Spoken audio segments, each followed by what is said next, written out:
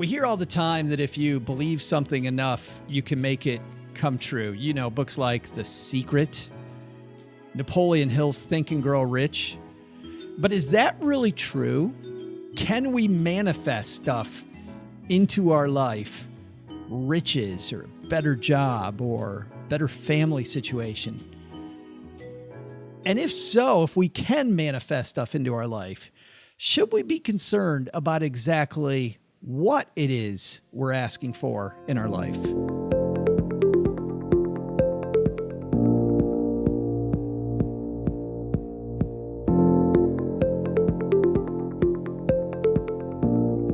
Live from the 3-room apartment above Uncle Jack's garage while the basement's being renovated. Hey there, Stackers. I'm Joe Saul-Sehy, Average Joe Money.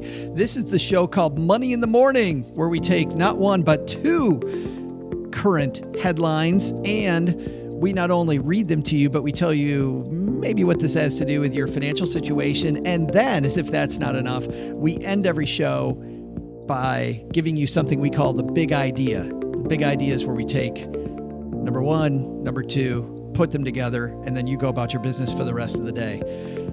Today's episode of Money in the Morning is brought to you by the Stacky Benjamins Tour. If you're listening to the audio version of this, you know what that means? It means we are in Orlando tonight. And if you're in Orlando, what do you have better to do? There's some mouse in town, but he cost an arm and a leg. Way more fun, way cheaper price tag. StackyBenjamins.com/tour. Special guest Michelle Schroeder-Gardner. We're going to have Paula Pant there. Ellie Kay will be there for the Money Millhouse. Bethany Bayless will be there. Andrew Wang, Miranda Marquardt. We've got tons and tons of people. Chris Browning opening for us with his personal finance, popcorn finance, personal finance show. StackyBenjamins.com/tour, or just come on out to the Improv in Orlando and you can get tickets at the door. All right. We've got a lot of stuff to do though today. So let's get this thing rolling. Shall we, Laura? Who needs coffee when you have Money in the Morning headlines? I think I still need coffee. I know she said that before, but I still need coffee. I mean, headlines are fantastic and we definitely bring it, but you know, well, why do they have to be mutually exclusive, right? We could have both. Doesn't have to be either or. First headline comes to us from Rebecca Scanlon. She wrote this. She's a senior lifestyle and entertainment producer at Yahoo Lifestyle. It comes to us, of course, from Yahoo Lifestyle. An Australian mother has defended spending 12,650 Australian dollars. That's about 9,100 American dollars on a lavish first birthday party for her son, saying it was money well spent. You see this? She dropped some serious Benjamins on a 1-year-old, $9,000 on a party for a 1-year-old. Let's continue. Jackie Lamb's celebration for her baby boy, Lachlan, was so extravagant that friends and family even compared the day to a wedding. And despite admitting the bash was, quote, over the top, the 31-year-old mom from Melbourne stands by her decision to go all out. Everyone's perception of what lavish is differs, she told B, Yahoo's Australian outlet. Perhaps my son's birthday was too much for some, yet maybe not to others. Explaining that one of her pet hates is children's parties that are more suitable for adults, Lamb got to work planning the major milestone when Lachlan was just 2 months old. Quote, I've always loved parties or to find a reason to celebrate and go over the top, she said, adding that she and husband Ian love to live in the moment. We may not have the deepest pockets, we believe where money is well spent and for the right reasons, we'll make it work, she explained. Aside from being a huge party lover, there was also a heartwarming reason why the new parents wanted to go all out. Lachlan is a rainbow baby, born after the tragic loss of their first baby by miscarriage. Then there's some wild pictures. She says, with so much to celebrate, who wouldn't want to try and make it a kick butt party? She didn't say kick butt. The doting mom booked a stunning waterslide venue for her guest list of 125 adults and 50 children. While the adults enjoyed a buffet of the restaurant's usual offerings, Lamb worked with the chef to create a special menu for the kids that included sliders, mini pizzas, fish and chips, and salads. What's wrong with that? That's an adult menu, if you ask me. That's a Joe menu. Sliders, mini pizzas, fish and chips. Oh, yes, salad. Okay, salad. That's on there. But I'll take the first three. There were also a fully loaded dessert station, which featured mini eclairs, tarts, and chocolate logs. Everyone was waiting for the desserts to just eat and let loose, Lamb said. Each place setting was adorned by a cute crown, with the proud mom confessing to spending hours in the lead up to the party painstakingly handcrafting those all-important finishing touches. Lamb also hired entertainment for everyone to enjoy, from a face painter and balloonist for the kids to a photo booth for the adults. There was even a ball pit. Of course, the whole event was captured by a professional photographer. If you're going to do a birthday party, she says, you've got to do it properly. She now runs an event planning service, a peachy affair, because she loved it so much. And while mom shamers have criticized her for spending more than $9,000 on the party, Lamb says she disagrees and is not letting it faze her. Everyone's entitled to their own opinion, but for us, it was something we felt was worth it. But we acknowledge that it's a lot of money, she finished. But there's no right or wrongs in this. So where do you come down on this? It's going to be interesting to see what our friends, especially here hanging out with us live in the Facebook audience, maybe think about this. $9,000 on a 1-year-old's birthday party. I think my takeaway here is not judging other people's goals, which clearly is what this piece does, right? This piece is kind of written in a way where the reporter says, hey, $9,000 for a 1-year-old? Are you kidding me? The woman says we don't have deep pockets, but it's important to us. And what's interesting is that's what really financial planning is all about. To me, it's making sure that those things that are important to you, you're able to get. And those things that aren't as important to you you're not as able to get. And it's funny, I had a mentor when I was a financial planner who told me he had this approach he called the deli approach. And the deli approach was, he goes, listen, everybody thinks you got to have the same goals. You have to have retirement for you, yada, yada, yada. And then you have to have college for the kids, yada, yada, yada. Maybe have a cottage. They got these same goals. And he, using the deli approach, you go to the deli and you say, hey, give me some of that coleslaw. And they say, okay, yeah. And what does the deli person say? What next? What next? What next? And he continually would say, what next, what next, what next? And finally, when he got to like the fourth or fifth thing, he'd start getting to what the real goal was. Maybe the goal was, hey, we had such a problem with our last pregnancy. I want to have a blowout bash for my 1-year-old. There's always a trade-off, though. And this is what I worry about with this parent is when you spend $9,000 on a birthday party, that's money that can't be spent on things later. And when she says things like, I like to live in the moment, that's the only time that I get a little judgy because of the fact that I like living in the moment too, but it's living in the moment now and living later. But I think our takeaway there, fantastic for her. She got her $9,000 party for her 1-year-old. I'm curious to see what people are saying in the comments. So let's take a look. We got a nice little crowd here recording at a time we usually don't record at. Kimberly's here. Kurt's here. Kevin's here. Nadia's here. She says she finally caught a live show. It's about time. We've been waiting for you, Nadia. Where have you been? Gary's here. Ryan says they'll never remember that. Interested to hear how she thinks it could possibly be worth it. And Ryan says I should specify the kid will never remember that. I don't think it's about the kid. I think it's about the fact that they had a miscarriage and she's celebrating 1 year with her child that had, 1 year of life. Gary says a lot of families in Hawaii shell out a lot for first birthdays. Kimberly writes, wow, if that's where they want to spend their money, more power to them. And Gary says, I dropped about $6,000. Gary, you dropped $6,000 on a birthday party? I'd be interested to not talk about that, but be invited. Especially if they have like the mini pizzas. Like Gary, if you're having mini pizzas there, I'm in. Or the sliders, don't count me out. That's our first piece. Our second piece comes to us from USA Today. And this one, our producer Richie found today. This is written by Phoebe Wall-Howard at the Detroit Free Press. Cathedral ceilings, big trucks and big SUVs need bigger garages. Lorraine Dillon couldn't fit her enormous GMC Yukon SUV into her itty-bitty garage on St. Paul Street in Grosse Pointe, Michigan. So builder Al Shaheen made the entrance bigger. The garage had to be usable, said Dillon, 72, whose husband drives a Chevrolet Suburban. We didn't have enough length to the driveway to park a car without blocking the sidewalk. She's not alone.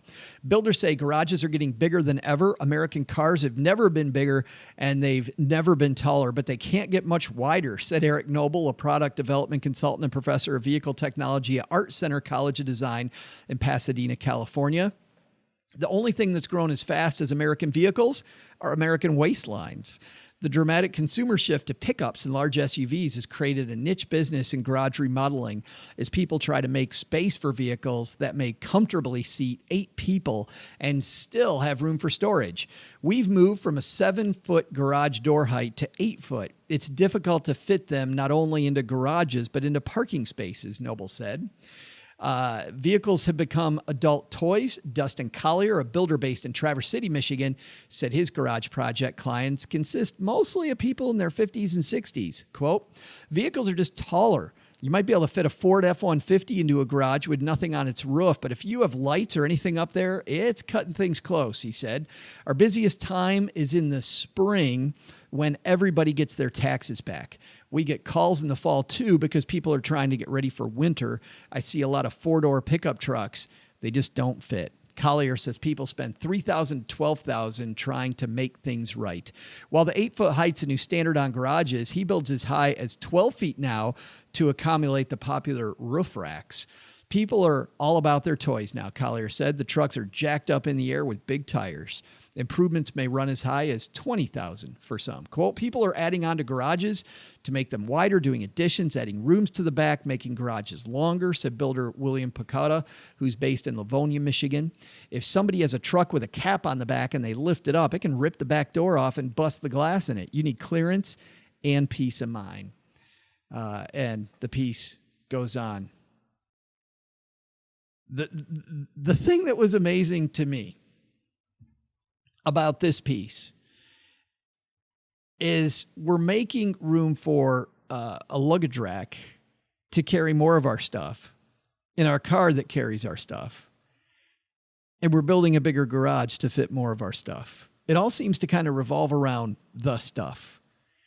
And it's funny because as I read more around where the financial community seems to be headed, I like this idea of not necessarily less stuff, but what's your relationship to your stuff? So if you own something and it's adding to your life, then have that thing. But a bigger garage to house your bigger car that you have with a luggage rack to carry around more stuff starts to make me think that maybe you got too much stuff. And I don't know, that also sounds a little judgy, doesn't it? If stuff is what you need, then do the $20,000 garage edition. I just think if that's kind of where we're headed right now, Houston, we might have a problem because people needed garages before, you know, it's not like garages. Oh, a garage. People need garages before. They're modifying the garage because they've got bigger stuff. Good for some people. But I kind of wonder about that. But the biggest thing I wonder about ain't that. The biggest piece here for me is we're busiest, the garage person said, we're busiest in the spring after tax refunds come in. And this is what I want to focus on for just a second. Is it the whole idea of your tax refund and spending it on your garage? Well, that makes sense. You know, that's a big project and it's going to add to the value of your house. So I get it. But what I don't know, and what I saw a lot, what I see a lot, is people making those decisions because it's right in front of you and you can see it. I've got this big truck with big tires, got lights on the top, got to put it in a bigger garage. But what you don't see is the long-term goals. And it's hard, by the way. When you're sitting across a table from somebody and you're asking them to think about those long-term goals, like we were talking about earlier with the birthday party, like getting somebody to talk about retirement. It's easy to say, yeah, I want to retire. Okay, Joe. Yeah, I want to retire. When do you want to retire? 65. What do you want to do? Play golf, travel. You know, you get these rote answers that don't really mean anything. And it's funny because when I would have workshops, I'd invite my clients to have desserts with me, and we'd bring in a speaker like my friend who climbed Mount Everest or whatever. But we'd also play this little game where we'd give them crayons and we'd have them draw their retirement goal, like what it really looked like. It was hard for people, but man, once they got started and they drew these pictures of what it looked like you saw the brain finally started working. When you see the goal, when you can see it in front of you, it's far more likely to get it. And I have to believe in some of these cases, people can see that garage. Truck doesn't fit in the garage. You can see the bigger garage, see the garage door like a foot taller. But I'm not seeing that. I'm not seeing that with my retirement. What the hell's retire? I don't know. Going to travel. Okay. Going to go at 65. Think about that stuff later. Make it a picture. And the more you make that a picture and you juxtapose, there's my $100 word, juxtapose that against that bigger garage that fits your more stuff, I think you start to make better decisions. And that's our takeaway there. Visualize those long-term goals like you do the short-term stuff. Let's say hello again to everybody in Facebook land where we do this live in front of a Facebook audience. Kevin is here. Kevin says, anyone have a calculator handy? How much is $10,000 after 17 years at an 8% annual compounded? So are you talking then about taking that $10,000 and investing it? I think Kevin is. Kevin, another Kevin, says, sounds like a classic George Carlin routine. Kimberly says, I imagine a Jaws moment outside the house. You're going to need a bigger garage. Nadia does the math for Kevin number one, says $37,000.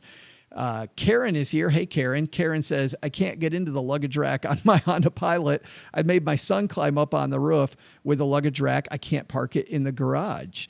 Mike is here. Our good friend Mike says, supposed to be Homer Simpson's massive car. Oh, he had a link for us.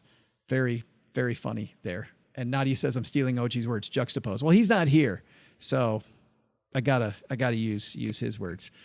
All right, that's going to do it for our two pieces today. Coming up next, we're going to talk about the big idea. But starting tonight, if you're listening to this, we're in Orlando, Florida. StackyBenjamins.com/tour. Michelle Schroeder-Gardner is with us. And as we record this, which is a little early because I'm headed for Orlando and can't do this on the same day, I just had the pre-interview with Michelle and the stuff that she's going to talk about. Here's Michelle's story. Michelle now lives on a sailboat, and she doesn't like deadlines. She doesn't like calendars.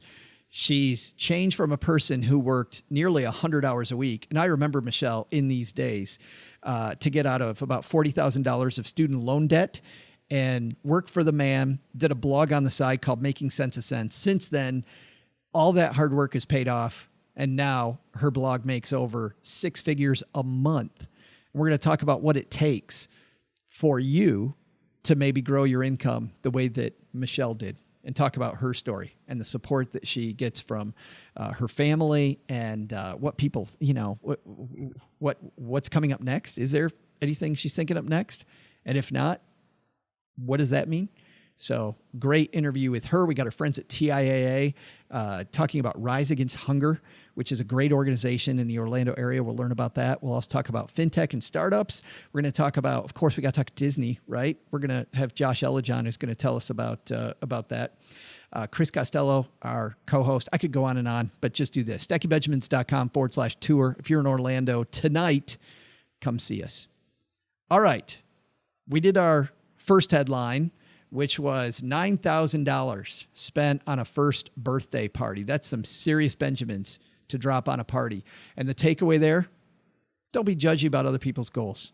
Turns out she's got a good reason why she wants to spend that kind of money. And yes, it's a lot of money. And yes, she knows. Hopefully, she's looked at the long term. And maybe that's not your goal. But if she's visualized that goal and it fits in with everything else, good for her. On the other side, I did get a little judgy myself, though. Big trucks mean bigger garages.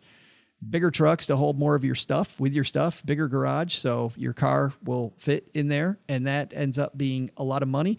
And the only thing that rang the warning bell for me there wasn't just the fact that people have more stuff than before and cars being bigger than before. It's that the companies that build these do most of their business right after tax refund day, which means that you might not be able to afford it normally, but you can afford it just then. So that was our second headline. How the heck are we going to put those two together? Oh, this is going to be exciting. This idea I talked about earlier about visualizing your long-term goal, I'm just going to circle back to it. This is not some big, huge aha, but visualizing that goal. Whenever you have a goal, putting it in front of you makes so much sense. I would always tell people, and I'll tell you right now, if you've got a big goal that you want to achieve, put it right in front of you. Put it on the bathroom mirror, and when you brush your teeth in the morning and hopefully brush them again at night, you're going to see that goal and make it an image for your brain. And think carefully about what that image is. You know, I spoke at the beginning of the show today about crystallizing and about bringing into your life the things that really are going to make a difference. And is it the big, huge birthday party? Is it the big garage? I don't know. But making those long-term goals palpable so you can see them the way you see the short-term stuff, that's the way that you begin chasing the long-term stuff that's not so obvious. And I'll say this phrase one more time.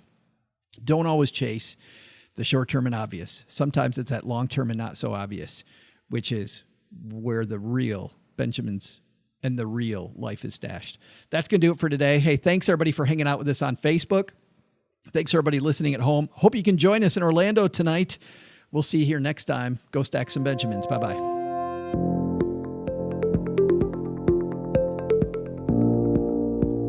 Money in the Morning is created by Joe Saul-Sehy and comes to your ears because of the collective genius of our producer, Richie Rutter-Reese, engineer, Caden Thompson, and a pack of very well-trained ferrets here in the basement. You'll find links to all of our headlines featured on today's show in Joe's Twitter feed at @AverageJoeMoney. I know you already know this too, but Money in the Morning is for entertainment purposes only. You shouldn't act on anything recommended by a bunch of entertainers in a basement without first consulting with your financial advisor and second, having your head examined. Have a headline you'd like us to discuss? Send them to Joe at stackingbenjamins.com or put them on our Stacking Benjamins Basement closed Facebook group. This show is copyright 2018 Stacking Benjamins LLC, all rights reserved. I'm Joe's mom's neighbor Doug, and I reserve the right to always say, we'll see you next time back here on Money in the Morning.